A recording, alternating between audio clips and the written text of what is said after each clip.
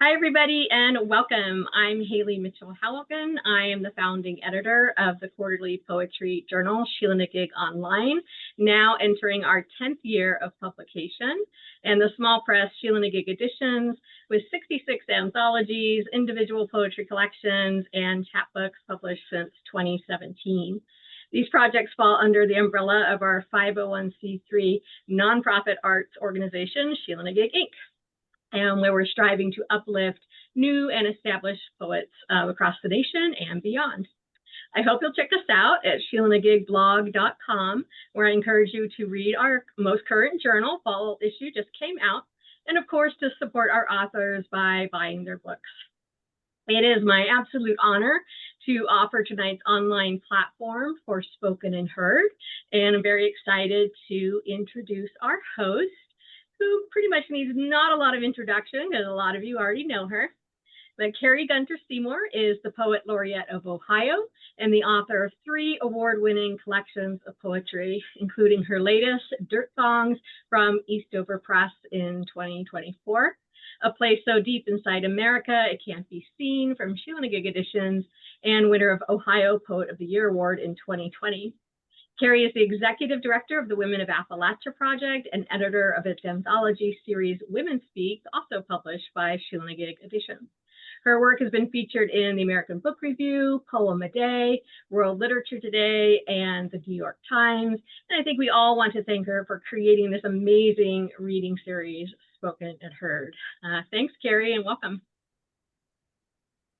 Oh my, thank you, Haley. Thank you so much. And, we're so grateful to you and the wonderful Sheila-Na-Gig for being our broadcaster of Spoken and Heard. And of course, I always want to say a huge thank you to the Ohio Arts Council, who every year has sponsored Spoken and Heard, and will continue to. So that gives me great hope and joy to know that next year's programming will continue, even though I will be stepping back as the laureate of Ohio after 6 years. I'm ready. So welcome to all of you in our audience here tonight, and those of you who will stream later on social media and YouTube. Now, tonight is the first event of the fall season, and hoo boy, we are in for a treat. I'm so excited. I'm hosting Appalachia's own poets, Denton Loving and Georgeann Eubanks. Fasten your seatbelts, friends. They're going to come to you tonight in a matter of a conversation of poems and comments. We'll do a short Q&A after these readings and or commentary and or conversations. So jot down your questions and be ready to enter them in the chat at the end of the readings. So let's begin.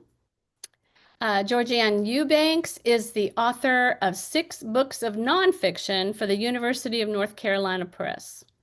The latest, released in April of 2025, is The Fabulous Ordinary, Discovering the Natural Wonders of the Wild South.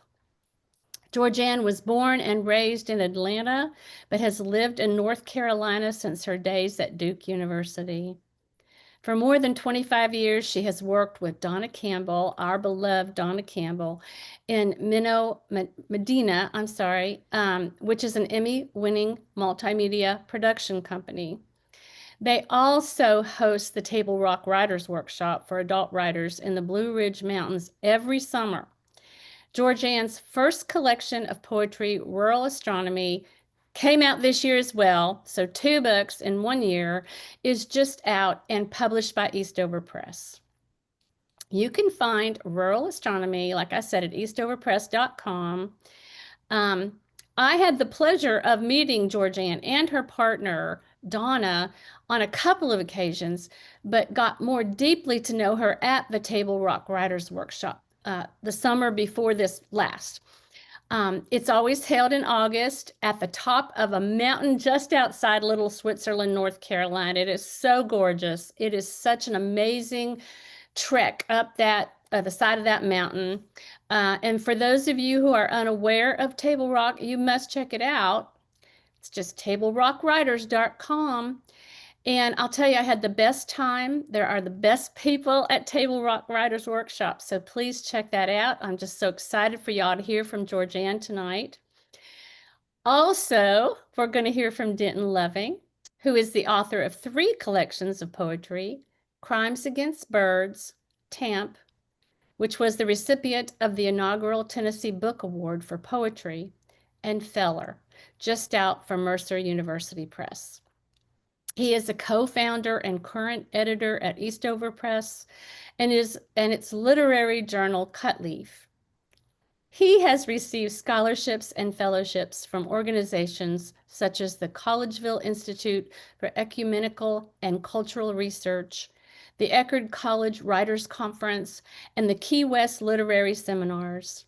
His poetry, fiction, and nonfiction have appeared in numerous publications, including Iron Horse, Literary Review, Kenyon Review, Tupelo Quarterly, Harvard Divinity Bulletin, and the 3 Penny Review. Have we not all tried and tried and tried to get in 3 Penny?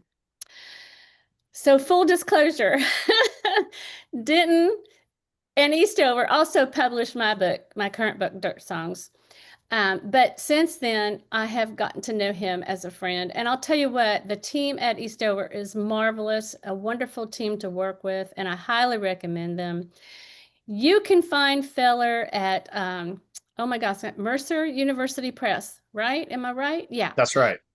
Thank you. I make little notes for myself and then I can't read them. This is so funny, but I am sure to say that I'm so honored to have you both here this evening, and I'm just going to let you all take it away. Thank you, Kari. Thanks, Kari. So Denton and I have just finished a 3-city tour in the middle of North Carolina, and we had a great time before very different audiences in very different spaces. The first place we presented was a room full of nude paintings of women's breasts. That was interesting. Then we went to a new subdivision down in Pittsburgh that was kind of very new, and a fancy swimming pool and pickleball and cornhole outside, people playing. And then we went to the oldest house in Aberdeen, North Carolina, the postmaster's house, and had a wonderful crowd with beautiful flower arrangements and great cookies. So we're a little practiced at this. I'm going to read about 10 poems here, and then Denton will read some, and then we're going to trade off, kind of have a poetry, I don't know, read off. My book, Rural Astronomy, is a collection of poems that some of which are 40 years old. I've kept them in the drawer. But a lot of them are about my grandparents and growing up in Atlanta with folks who grew up on a farm, who grew their food and cooked their food, and had an appreciation for nature that rubbed off on me in a big way. So I want to introduce Bomer and Stella, my grandfather and grandmother, through a few poems. This one's called Her Cucumber Pickles. In August, still warm from sun, they gave up the vine. She scrubbed their spurs as jars chimed on the stove. Laid by in the cellar, those sacred green wheels took up the salt, bathed in the same sour gold that crossed her Savior's lips. Not until the new year would she let us loosen a single ring, pry up the mason's seal with a pop, more festive than champagne. We'd fork those coins, fish out the pale eels of onion and dots of mustard roe, spread them like evening grace over our steaming plates. The next poem also has some food associations, and it again is about my grandparents. Excursion. Bomer babied his 51 Pontiac 8, black and round as a hard-shell beetle. The pleated seats were yellow vinyl. A silver circle triggered the horn. One day he took a notion to drive us to Birmingham to visit his sister, Ethel. Stella hurried, packed pimento cheese for me, peanut butter crackers for her. Bomer took a sleeve of saltines and a tin of sardines, though he would never eat while driving. Influenza orphans, they were farmed out. Ethel to Aunt Lim, near blind, never strict. Bomer got the short stick, raised by a grown cousin who fed him after the beagles. We drove toward afternoon sun, Stella dabbing at Bomer's wet temple with her gloved hand. To Stella, that car seemed a 2-ton puzzle, a man's machine. How would she change a tire, master the stem shift, toe the clutch, or set the brake? The steering wheel was scalloped for bigger fingers. I fell asleep before we crossed into Alabama and woke being lifted by my armpits, bare legs peeled from vinyl like taffy freed from wax paper, my Sunday dress damp at the neck.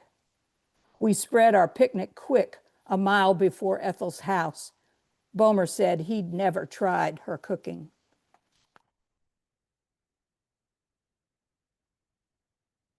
It's another poem that says a lot about Bomer to me. My grandfather died when I was 6, so all these memories of him were registered very, very early in my life, and he was an impressive man. He taught me to tell time, for one thing. Sweet potato harvest. I was 6 when Bomer let me help him clear the patch on the far side of the pond, a 1/4 acre beside the scuppernongs, that finally went soft and sweet about the same time he did that last year.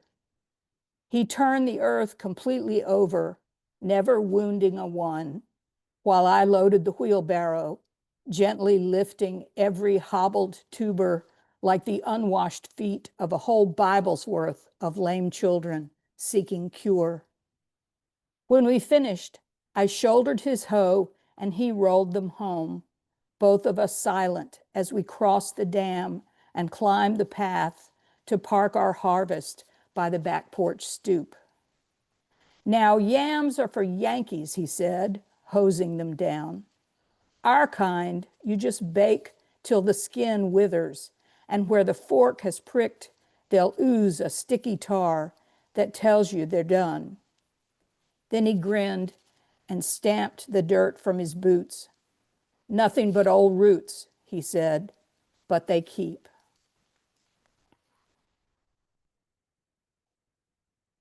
And this next one, another food poem really, seemed to hit a chord with some of our audiences when Denton and I were out in Aberdeen. My family eventually had some divorces and unpleasantness. And this poem speaks to that. Congealed salad. Every Christmas, another novel combination, just like our dwindling family. Odd flavors of boxed gelatin, shot through with canned fruit, marshmallows, cream cheese, and pecans, concocted by my aunts, who always strayed from the recipe. This variegated dome, flipped from the mold and topped with a mayo star, was centerpiece among the steaming bowls, wreathed in green, slick as Georgia marble and motionless, at least through grace. But once the turkey was stripped and our dinner plates emptied, every serving rode back to the kitchen, none of us having managed our wedge. The wobbling portions set out by the sink, each weeping into its own lettuce bed.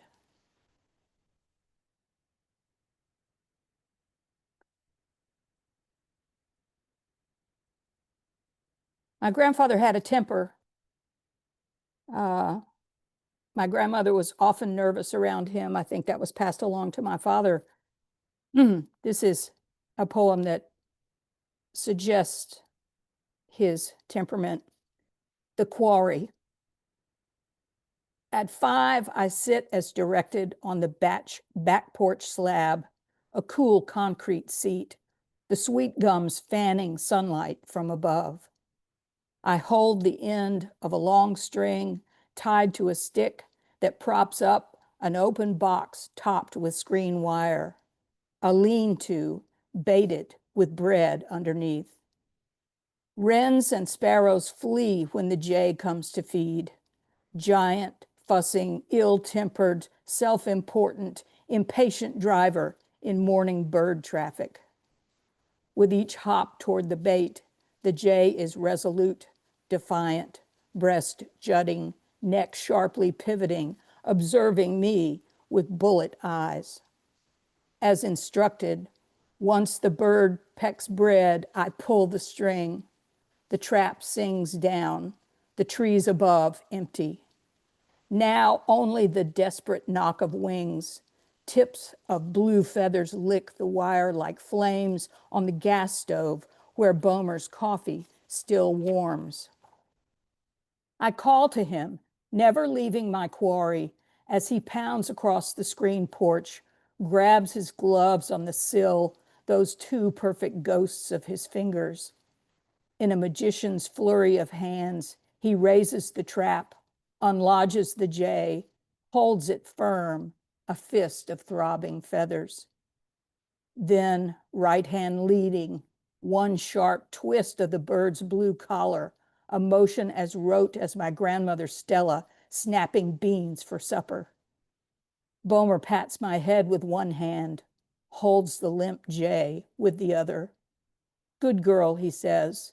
This boy won't rob my robins or eat my bluebird eggs. As other birds return, I follow Boehmer to the silver can where we smell yesterday's coffee grounds, rank chicken skins, and broken eggshells. In mind, I hear the preacher's words, the quick and the dead, and turn away at the thud of the bird on the pile, the clang of the can lid snapping shut.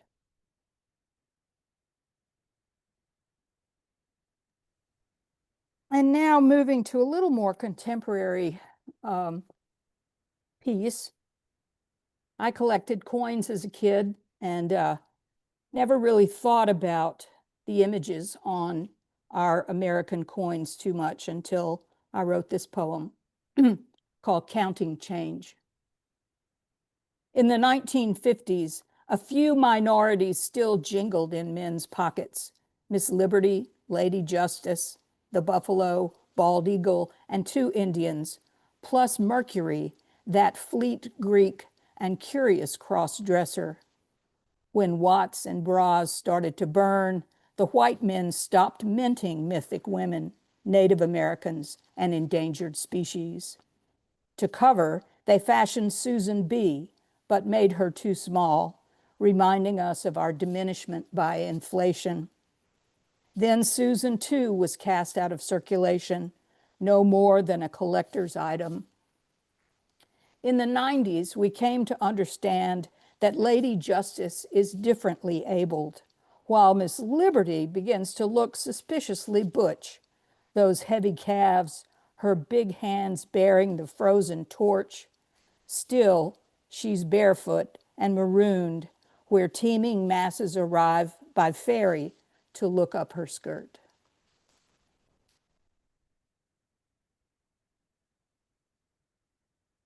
Okay, let's see.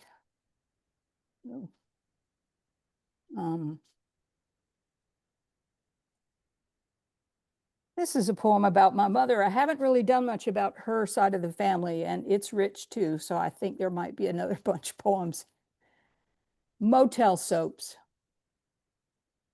Third drawer down, beside the red enema bulb and Dad's old shaver, the topless shoebox was full of them.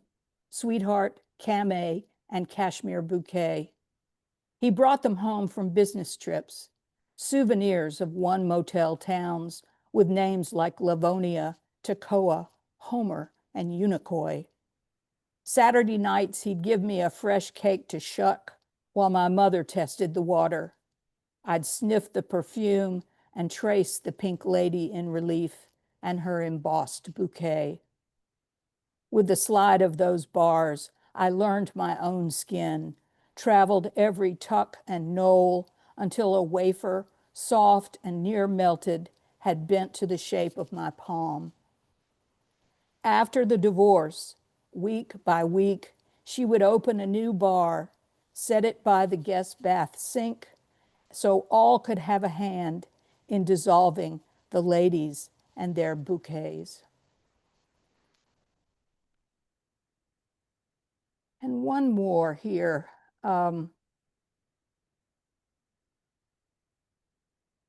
Denton did such a great job helping me to organize these poems and realize what I was writing about, because I was clueless, y'all. I mean, I'm a nonfiction writer and everything was sort of straightforward in getting from A to B, but this collection was a vexation to me. And so after all was said and done, I found a mule ear chair and gave it to Denton to sit in. And this tells you what a mule ear chair is. Mule ear chair. Hairy oak tendrils hang from the underside of this slat seat chair and surprise my fingers. The woven splits are new, a repair that Anita, the antique dealer, made. Found in an abandoned mill, she said. Seat sat plumb out. Might have been one Woody made or his brother Arvel, the millman told her. Sold them 3 for $1 to peddlers who traveled the gaps. The frame was turned on a lathe, then planed up top to mock a mule, ears pinned back, caught in a pose of suspicion. Steam bent and tenon joined, the legs sit low to the ground, just right for the tail end of a day to lean back and study the stars. Beautiful poems, Georgeann. Thank you.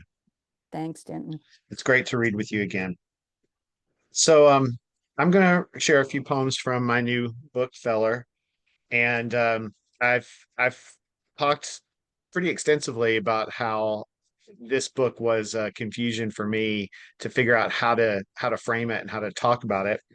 And Noah Soltau, who is in our audience tonight, wrote a beautiful review that of the book, which I appreciate so much. And he called it, I believe, or he referenced the book as a meditation on sex and death, which was not exactly how I was thinking of it, but I'm going to start by embracing that theme. So this is Under the Chestnut Tree. What strange light filters through the sex of a chestnut tree, leaves and catkins blooming and softly falling, sickly sweet smell pressing into the warmth of thick July. Whatever's dropped, I heap into piles and set on fire. Flames engulf, then slow to a smolder that keeps the gnats at bay. Smell of smoke, smell of sex. Sips of whiskey bewitch shade into dusk, the way burnt offerings lure out stars and lovers. I think that this book is a lot about longing and desire, and that has romantic implications, of course, but I've also, a lot of the poems in this book are about place and about our connections to where we live and the landscape. So this poem maybe speaks to both of those ideas. This is called Lock the Moon. Let's lock the moon where it sits in the eastern sky, as 2 raccoons wrestle over cat food, knock about the water bowl, and leave tracks that vanish in the dew.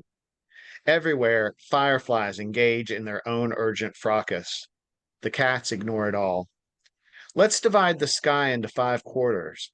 On a plate of gold, I will cut the flesh from the stone and serve it to you.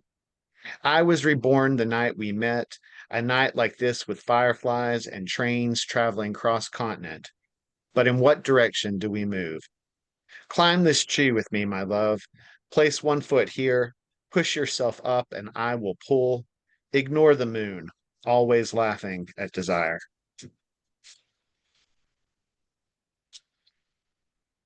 Do you hear the cicadas? And how about the whippoorwill? I hear him late into night, nearly 4 decades gone from these wooded foothills, but returned to sound his warrior song. Whippoorwill, whippoorwill, turf warning, as well as mating call, a blast that rips through my sleep some nights and leaves me to lie awake and wonder about choices I've made. And I wonder why the whippoorwill was so long silent. Probably too much pesticide, not enough moths and beetles, all the too usual reasons. What makes him think things will be different this time? What calls him back? What sustains this small nightjar's blind bravery? So I haven't read many in recent readings. I haven't read from the very front of the book, which has what I'm calling a prologue of 4 poems that are about a bluebird and a fox. And they were difficult for me as I was trying to organize the book because I couldn't quite figure out how to place them, whether they belong, sort of should be scattered through the book, or how to integrate them. And then it finally occurred to me that they worked as in an instructional way to tell the reader how to read the book. So I'm going to read 2 of those poems. Bluebird dreams of red fox. And then, as the eastern sky colors like the skin of an over-ripened peach, you appear, as if I conjured you, pirouetting under my hemlock perch with your death kisses beautiful kind of allure, gangly, untamable, too proud. And then you belly creep home.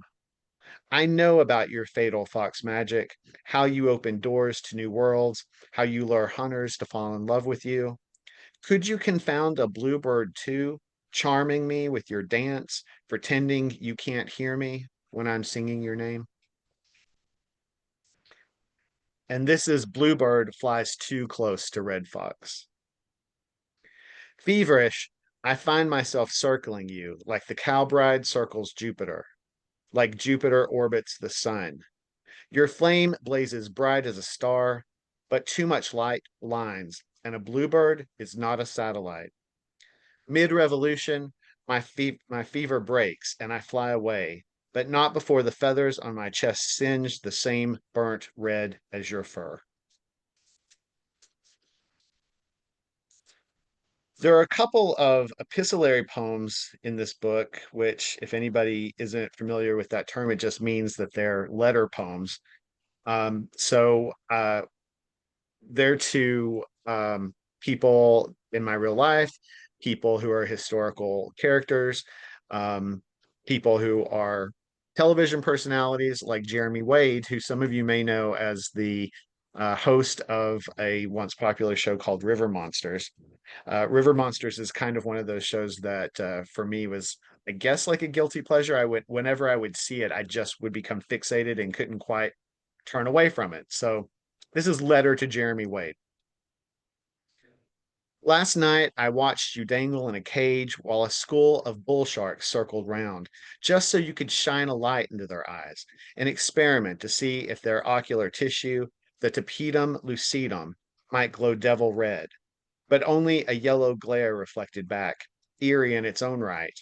Tapetum lucidum, Latin for bright tapestry, like the bio, with its ancient world woven inside, and all those lives depicted in thread, except this bright tapestry gives some animals superior night vision.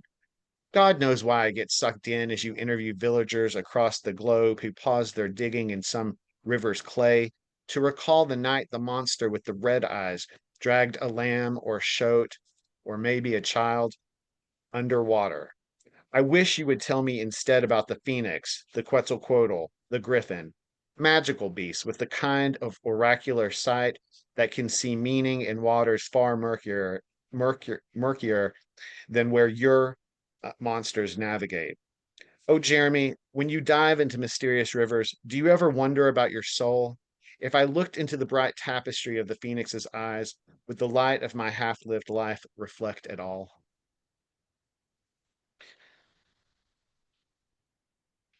Um, my previous book, Tamp, was about my dad and about really me processing my grief after his passing. And it was a pretty heavy book.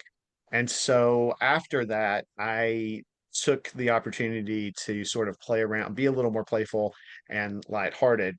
And so I wrote a couple of, there are a couple of poems in here that are about friends or about experiences that we had. And this is one about my friend Tiffany. Tiffany wants to talk to Jesus. She means the man who looks like Christ sitting at the last bar stool. He doesn't look like the real Christ, not a brown-skinned Middle Eastern man doing good, but a bearded European like the masters painted, Cesare Borgia, with sleepy eyes. She gets like this after too many amaretto sours. She makes up names for strangers, borrows their sunglasses and hats when she's told it's time to leave. Can we take Jesus with us, she asks. Only in our hearts, baby girl, only in our hearts.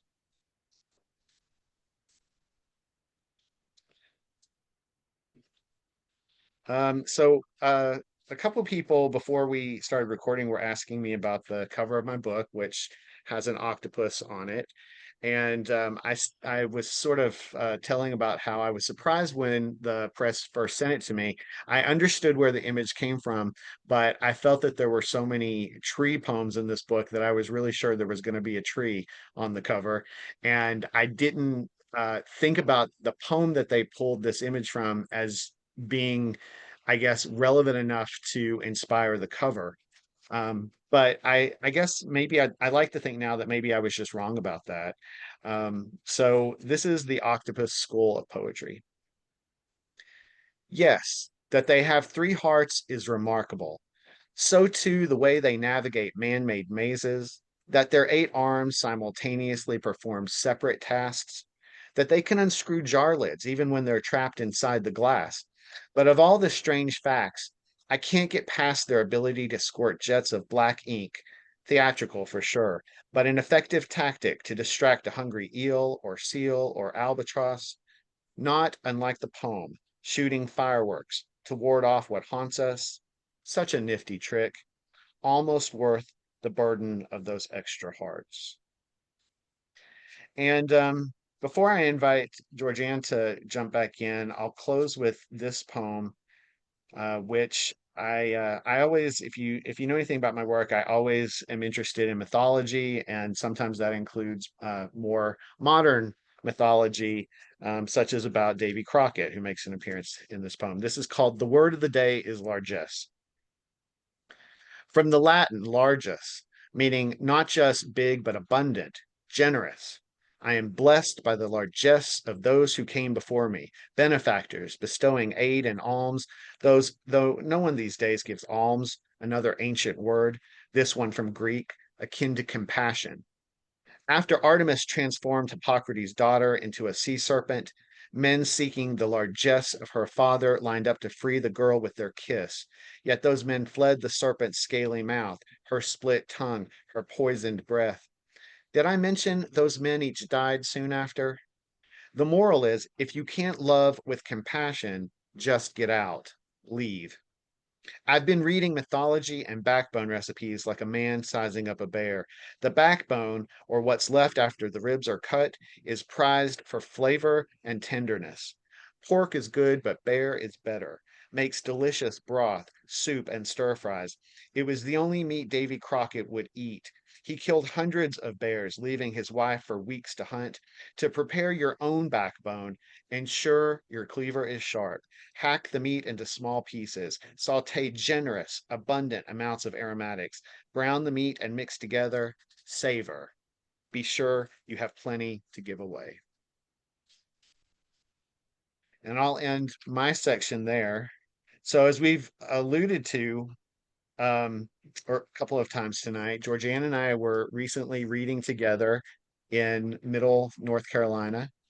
And we had a lot of fun just playing around. We realized that that a lot of our poems have things in common, and probably like many poets, there are certain things that we wrote about. Maybe some of those are requisite for us poets, that we have to have a fishing poem, a snake poem, a moon poem, that sort of thing.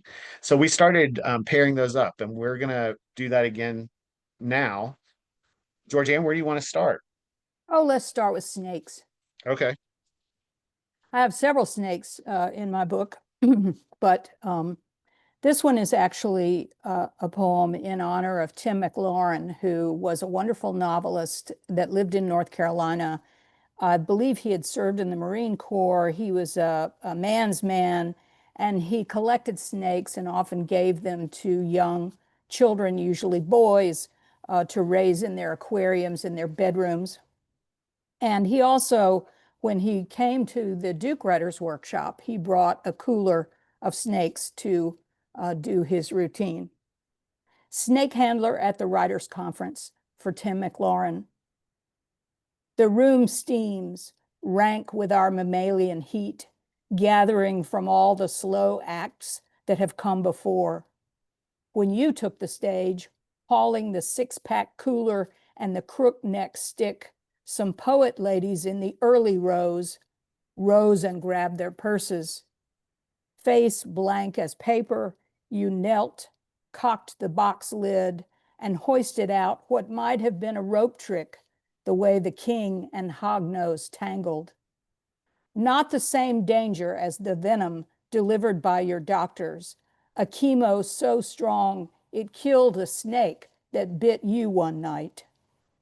Now at arm's length, your charges offer their dangling message. No words, only punctuation, comma, slash, and question mark that you shake free into separate, grateful exclamations. Tim survived his bone marrow cancer for a number of years, but he did kill a snake in the process. Which always amazes me still every time I hear that poem. So I actually don't have a snake poem in Feller, so I'm gonna go back to my previous book, Tamp, and share a snake poem from it. It's called Copperhead. Dead, the copperhead that slipped down the ridge in summer's elongated dusk to forage small prey and taste Cool Creek, and me racing against the sun on its path beyond the mountains to end my task mowing tall grass between apples, pears, and peaches. Before the snake, I had been looking without resentment at the day well spent, a day devoted to necessary labor. Later, memory of cold blood spilled on steel blades lingered in the night air, like honeysuckle and regret. Nice. Well, why don't we turn to fishing? You Okay. cool with that? Yeah. I had a friend who, a judge down in eastern North Carolina, who lived in Jones County, which is a very desolate county. He used to say you can't even buy a pair of socks in Jones County, no commerce. But he was a district court judge, and the highlight of the county was that it was home to the Trent River, which is one of the few rivers not built up with impoundments to prevent shad, a kind of fish that swims upstream in the spring to spawn from the ocean and can survive in both salt and regular water. So we went fishing for shad because it's a true eastern North Carolina cultural experience. Shad fishing on the Trent River. March midnight under a full moon and trail of stars, we take your pickup, drive past young pines in rows as certain as your father's planting. We park beside a steep bank to test this tea-black river. I step in, my fingers in your clean, chilled hand. The canoe shudders. You paddle, one-armed, the spatulate end never leaving water, stirring us silent, forward. I shine the light. You find the end or beginning, which you pull. The net drops opals, persimmons, and turquoise rising as sure as sun. But the river water stops my shine by inches, only giving up brown like beer class, then closer gold like whiskey. There is new weight here. You say it even before the first come tumbling up, a cache of fresh coins, the scales catching light like lenses. There are 3, then 6, then 10. A trickle of blood soon coils between our feet while the shad thrash at the boat's bottom. No spawning from these, instead a mingling. Tomorrow's oil and cornmeal, the splatter and pop, skin crisp, flesh sweet, only the bones tossed back. We had a fish cookout the next day with all the lawyers in town who came over to the judge's house, and he introduced me as a shad fishing consultant from Duke University, which is why we caught so many fish, he said. But he put that net out, which was totally illegal. Right. Yep. But he was the judge, so it was okay. Right, right. Yeah, right.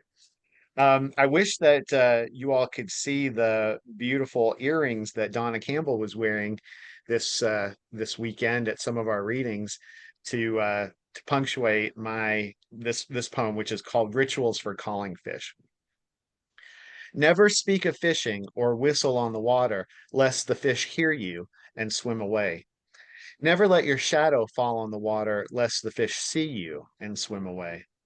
Whatever your bait is, worm, minnow, crayfish, squid, spit on it, and the fish won't swim away. Offer a sip of good beer to thirsty river spirits so they don't push the fish to swim away. Test your hook against your skin, christening metal with blood so the fish won't swim away. Break the water with your cupped hand and whisper a dream, and the fish won't swim away. What's a small sacrifice of beer, blood, or desire if it means the fish won't swim away? If you have a beloved, steal a kiss to prove you won't let a keeper swim away.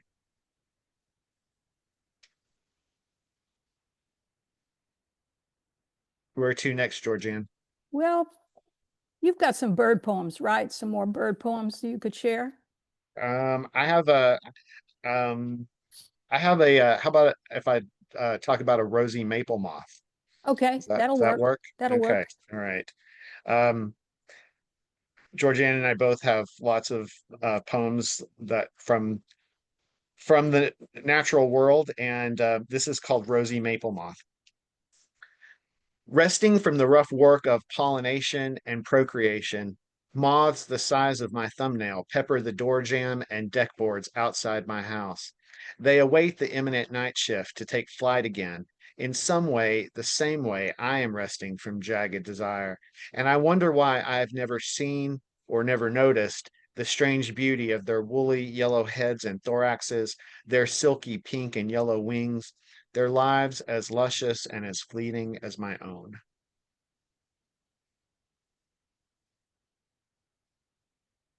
This poem is about a surprise coming, not so much from nature, but out in the world, driving on the highway I-40, to put a fine point on it.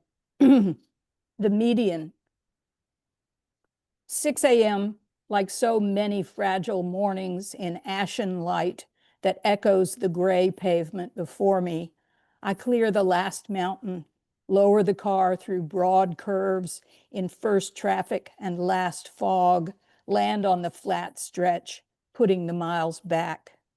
Then, like suddenly stirred coals, taillights ahead, a choke of cars and semis braking. From the mist, the shape clarifies. A horse, the color of dry blood, steams up the median, hooves crushing weeds, her flanks quivering, a dark, archaic machine.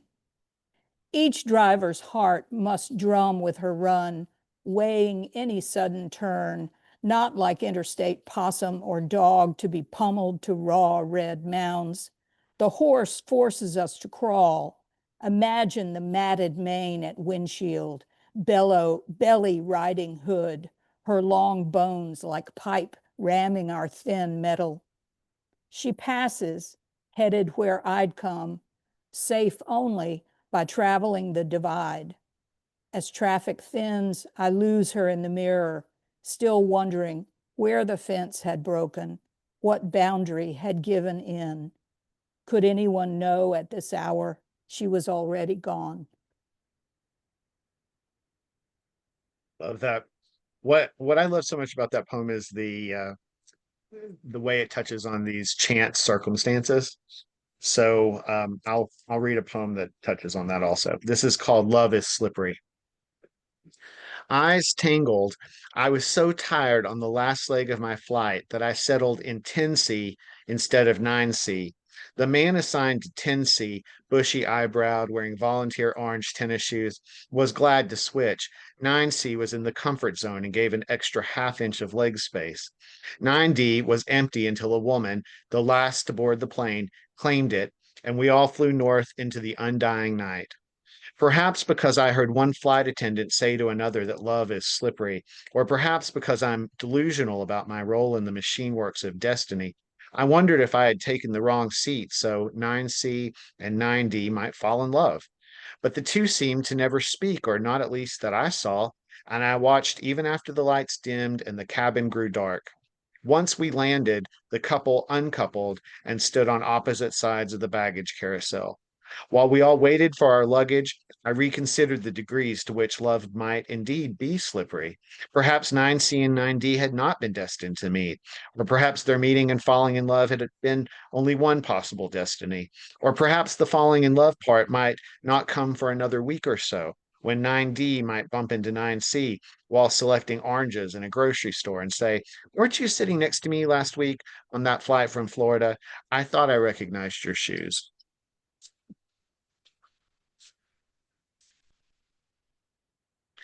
Georgeann, I think I'd say maybe we have time for one more. Okay. One more each, you mean? One more Yes, one pair? more each. Okay. Yeah, one more each. All right. All right. I think I'll read this one that I need to practice some more because it makes me cry every time.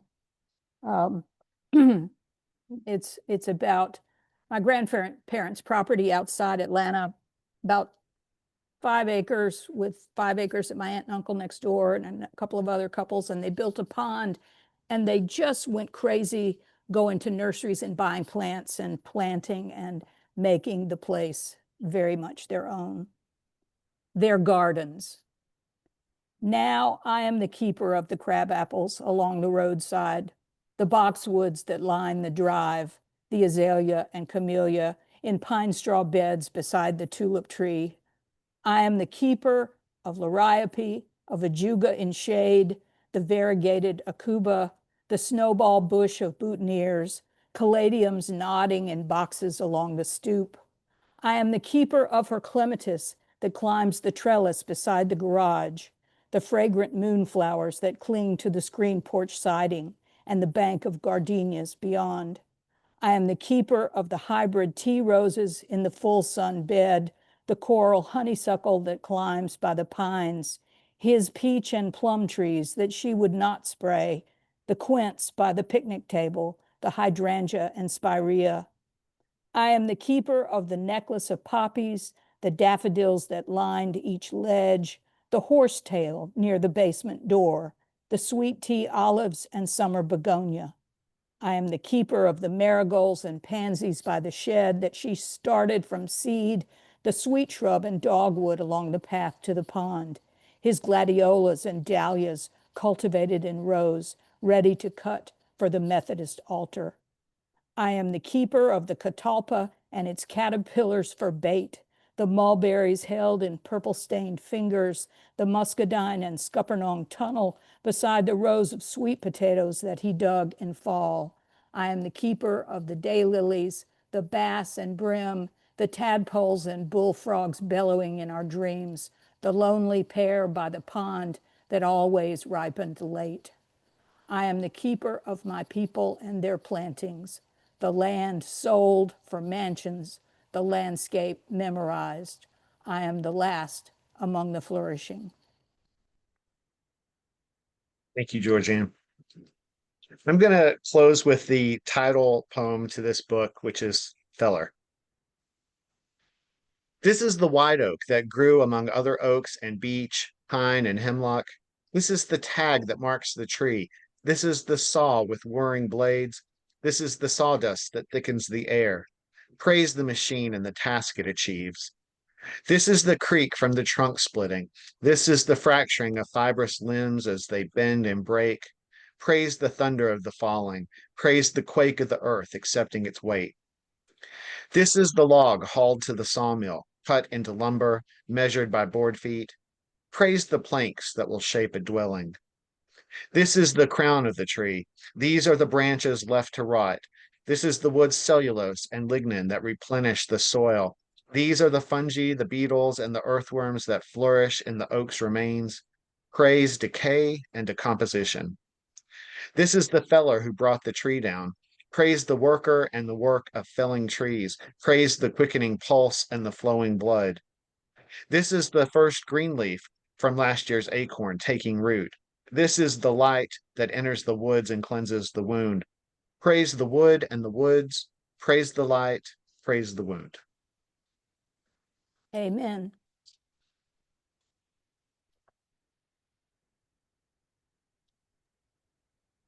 Oh my goodness. Oh my goodness. Oh my goodness. Didn't I tell y'all? Didn't I tell y'all? I don't know about y'all, but it just like my head is completely blown off. Oh, that was just extraordinary. I'm just feel like we've set in on these moments of time that are just extraordinary, and how lucky are all of us to have been able to hear and witness all of this. Thank you, Denton and Georgeann, so very much for that. And I quite agree that the conversation of the poems was so rich and lush and just beautifully interwoven. So thank you for all of that as well, because I know you both have worked on that so hard. So thank you so very It's much. also been fun. I think we've enjoyed bouncing off of each other in that way. And you can tell that. That's so very true. Well, I want to give the audience a chance to put a couple questions in the chat if they'd like to. But meanwhile, I want to give you two an opportunity to kind of let folks know where you're going to be in case they have an opportunity to see you somewhere else online or live over the next several months. So, Denton, do you want to go first or? Sure. This coming weekend, I'll be with you actually in Asheville, North Carolina for the Punch Bucket Literary Festival. And then in October, I'll be at the Decatur Book Festival and the Southern Festival of Books. Georgeann? Yeah, so I'm going to the On the Same Page Festival in Ashe County tomorrow morning early, doing a presentation about The Fabulous Ordinary, the nonfiction book, and then a poetry reading at a general store in a little town called Lansing, which is totally charming in Ashe County. I'll be at the Wilson Friends of the Library in North Carolina meeting in October. I'm going to have to cancel my trip to the Southern Festival of the Book because of some stuff that's going on, but I hope I get to go back another time. I'm giving a keynote address. Get this, y'all. I'm giving a keynote address at the Climate Fellows Conference at NC State, talking about storytelling to help people appreciate nature and the troubles of climate change. So that's going to be pretty much a big deal. And my audience are scientists and engineers. So it's a bit of a challenge, but I'm excited about it. I can't imagine anybody else doing a better job at it, Georgeann. So thank you for doing that. That's extraordinary. Wow. Wow. Well, everybody's just saying how wonderful you all are. I hope you've had a chance to get a little glance at the chat window. I'm not seeing anybody asking any questions, so I love to ask this question of people, and then we'll break for the evening. But I wondered if you and Denton might like to say a little bit about your people. Who are your people? They're all gone. You mean my relatives? It's a pretty broad question. Yeah, it is a pretty broad question. Yeah. So who are your people now, Georgeann? Oh gosh, my people are the Table Rock community, which is a wonderful collection of folks who all take care of each other and share year round, and then gather once a year and hug each other and study their work, which is very, very special to me. And it's a group that extends back about 30 years. So we lost one of our members just this week, and I know that people on Saturday will be at her gathering to honor her. And so it goes. And we have somebody coming back who next year who was there in 1990, and he's about to publish a huge novel, but he's coming back. That's wonderful. Oh my gosh. What a reunion that'll be. Yeah. What Yeah, about you? I'll sort of echo. I'll go in the same vein that Georgeann did. First of all, I would just say that I'm so fortunate that Georgeann has invited me to teach at Table Rock for the last couple of years. So I've reaped the benefits of that beautiful community also. I also am really fortunate to have great communities that oftentimes, more and more often, they're overlapping, but I have such great friends who are also great writers that I went to graduate school at Bennington College with. And some of us have a almost weekly poetry review or poetry critique group. And Jennifer Miller and Joanne Prue, who are here in the audience tonight, are two of those members. And also, it's in the last couple of years, I've been so fortunate to have my Eastover family, which includes you, Kari, and Georgeann, the people who we publish. Kelly March is here, who is one of my co-publishers, co-workers. She does so much for everybody at Eastover. And there are other people like David Malisarn who we drag in to do things like cover designs. So yeah, I'm really fortunate to have a lot of people. It takes a village for sure. And Donna Campbell, who took your author portrait. That's absolutely right. Yes, Donna Campbell. Yep. I was waiting for that name to come up because we all do love Donna so very much. Yep. Well, I'm so glad to have the two of you here tonight. Again, I want to thank you so much, Denton, and so much, Georgeann. This was just absolutely, it's everything I knew would be plus 1,000 times more. And I just can't say enough good about it. And I know everybody's just been thrilled. They've made it very clear. And I can't wait for folks to sit down with a cup of coffee or an adult beverage even maybe, and look through the recording later, those who are unable to join us this evening. Before we go, I, of course, want to thank everybody who came tonight. I want to again thank the wonderful Sheila-Na-Gig and the wonderful Ohio Arts Council. Please buy our guest books. You can find them on my website if you no longer remember, Mercer University Press, Eastover Press, respectively for Denton and for Georgeann. I want to let y'all know to plan to join me and Haley and the Ohio Arts Council on October 16th for Jen Karetnick, who is the editor of Swim, and the award-winning novelist Jonathan Kokorin. And on November 20th, we're having Sarah Moore Wagner and Bunkong Tong. So until we meet again, friends, please be well. Good night. Thanks, Kari.